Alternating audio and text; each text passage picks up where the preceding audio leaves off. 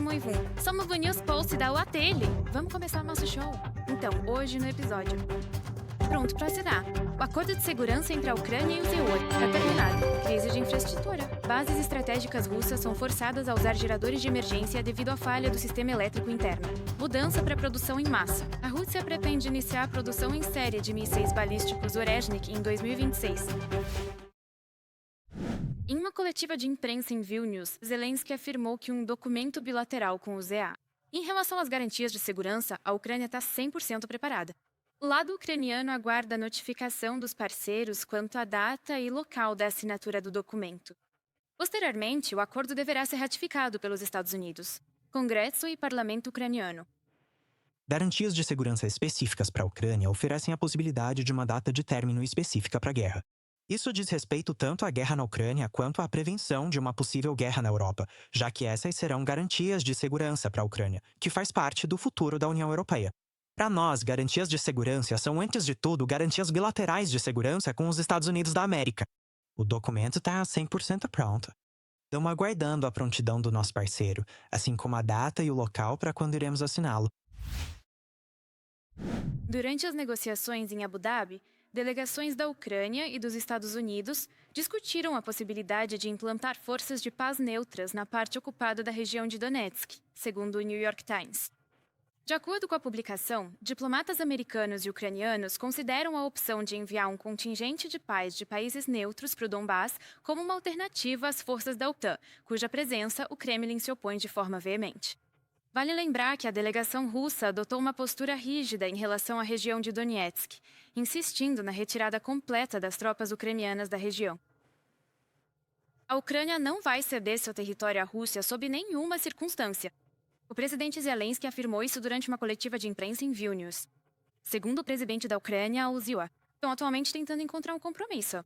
Para isso, estão sendo realizadas reuniões em formato trilateral.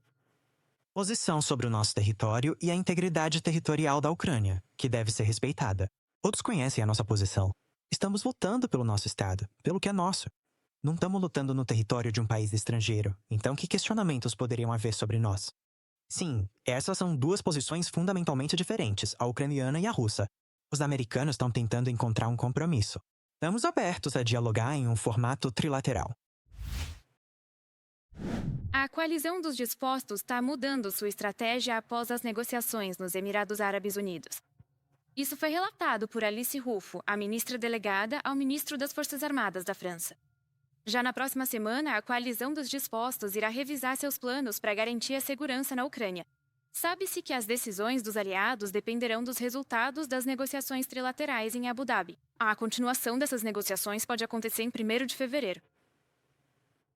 Atualmente, a Rússia possui não mais do que 3 ou 4 mísseis Oreshnik em seu arsenal. No entanto, de acordo com Oleg Likovsky, primeiro vice-chefe do Serviço de Inteligência Exterior da Ucrânia, Moscou pretende iniciar a produção em série em 2026, com a meta de fabricar 5 ou mais unidades por ano. Em entrevista à Ucrainform, Likovsky enfatizou que o Oreshnik serve principalmente como uma arma psicológica. Ele caracterizou o sistema como uma ferramenta de intimidação dirigida aos parceiros europeus da Ucrânia. O presidente Volodymyr Zelensky afirmou que a Rússia está utilizando ativamente o território belorrusso para lançar ataques contra a Ucrânia e para chantagear a Europa. Especificamente, Moscou está implantando drones kamikaze Shahed movidos a jato e mantendo ligações de comunicação essenciais para esses ataques diretamente de dentro da Bielorrússia.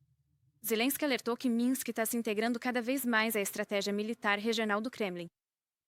Operadores de foguetes russos atuam na Ucrânia, inclusive a partir da Bielorrússia. As comunicações para os ataques são mantidas a partir da Bielorrússia. A Rússia está usando Belarus como campo de testes para chantagear a Europa e o mundo com os mísseis Oreshnik. A indústria bielorrussa está abastecendo o esforço de guerra da Rússia. E os laços comerciais ajudam Putin a comprar os componentes de que precisa para ameaçar todos nós na Europa. Por isso é crucial para a Europa não perder nenhuma nação livre. Por isso é fundamental que a Europa não perca tempo. Por isso, todos nós na Europa devemos trabalhar todos os dias por uma Europa forte. O míssil balístico russo de alcance intermediário Oreshnik pode alcançar Kiev a partir da Bielorrússia em apenas 1 minuto e 51 segundos.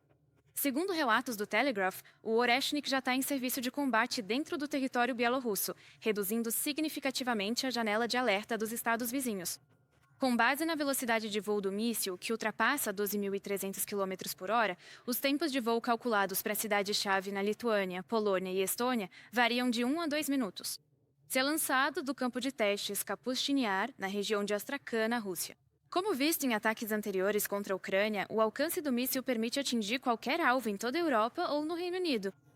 O míssil pode alcançar as principais capitais europeias em apenas 11 a 16 minutos. Drones atacaram a cidade russa de Slaviansk, no Kuban. O ataque provocou um incêndio em uma refinaria de petróleo. Moradores locais relataram uma série de explosões poderosas a partir de aproximadamente 1h30 da manhã, horário de Kiev. A sede operacional regional de Krasnodar confirmou que destroços de drones caíram nas instalações de 2 indústrias. Moradores da cidade russa de Engels relataram estar há 10 dias sem aquecimento ou água quente. A situação humanitária é crítica, já que as temperaturas regionais já despencaram para menos 25 graus Celsius. Meteorologistas alertam que a onda de frio vai se intensificar, com previsão de queda de temperatura para menos 29 graus nos próximos dias. Em resposta, moradores de vários prédios gravaram um apelo coletivo em vídeo para Alexander Bastrikin, presidente do Comitê de Investigação da Rússia. Segundo os moradores, a temperatura dentro dos apartamentos não passa de 13 graus Celsius, enquanto a água quente está completamente indisponível ou, quando existe, está apenas morna. Falhas sistemáticas da infraestrutura da Rússia agora estão afetando locais militares críticos. A principal base da frota do norte da Rússia ficou sem eletricidade após o colapso de torres de transmissão, uma infraestrutura que, segundo relatos, não era atualizada desde a era soviética. Navios de guerra foram obrigados a recorrer a geradores de emergência, enquanto a cidade de Murmansk entrou em estado de alerta máximo. As autoridades locais pediram aos moradores que economizassem energia em meio a um blackout em toda a cidade, e as temperaturas despencando para menos 20 graus Celsius. Nem mesmo os ativos militares mais estratégicos da Rússia parecem mais protegidos da crise interna cada vez mais grave do país. O Kremlin continua priorizando o financiamento da invasão em andamento à Ucrânia, em vez da manutenção básica e do bem-estar do próprio território. Falhas na infraestrutura de serviços públicos na Rússia assumiram um caráter sistêmico, de acordo com o relatório do Serviço de Inteligência Estrangeira da Ucrânia. Milhares de apartamentos e dezenas de empresas de serviços públicos ficaram sem eletricidade em toda a região de Krasnoyarsk, Chelyabinsk e Omsk. A crise se estende também ao abastecimento de água, com grandes interrupções relatadas em Tomsk, Kemerovo e Rostovo-do-Don. Apesar da crescente instabilidade interna, o Kremlin continua priorizando o financiamento da guerra em andamento contra a Ucrânia em detrimento do bem-estar básico e da infraestrutura de seus próprios cidadãos. Mais sobre o colapso dos serviços públicos na Rússia, na próxima matéria para você. Para o bombardeio maciço da Ucrânia em 20 de janeiro, a Rússia gastou o orçamento anual de Velik Novgorod, segundo cálculos da Direção Principal de Inteligência do Ministério da Defesa da Ucrânia. Em uma única noite, o país agressor gastou 131 milhões de dólares em drones de ataque, mísseis balísticos, hipersônicos e de cruzeiro. Tudo isso para privar os ucranianos de aquecimento e luz. Para comparar, esse valor seria suficiente para a cidade de Velik Novgorod, com uma população de cerca de 220 mil pessoas, viver por um ano inteiro. Isso também é comparável a 1/3 do orçamento anual de regiões inteiras da Rússia, como o Kalmykia e o Distrito Autônomo de Nenets. Com esse valor, seria possível construir um centro oncológico moderno e totalmente equipado, capaz de salvar milhares de vidas. Além disso, esses recursos seriam suficientes para implementar centenas de projetos sociais regionais e nacionais. De uma mensagem da Direção Principal de Inteligência do Ministério da Defesa da Ucrânia no Facebook. A Rússia fechou 2025 com um déficit orçamentário de 5,5 trilhões de rublos. Déficits recordes na maioria das regiões russas. A maior escassez ocorre em Kemerovo, Irkutsk e no distrito autônomo de Yamalo-Nenets.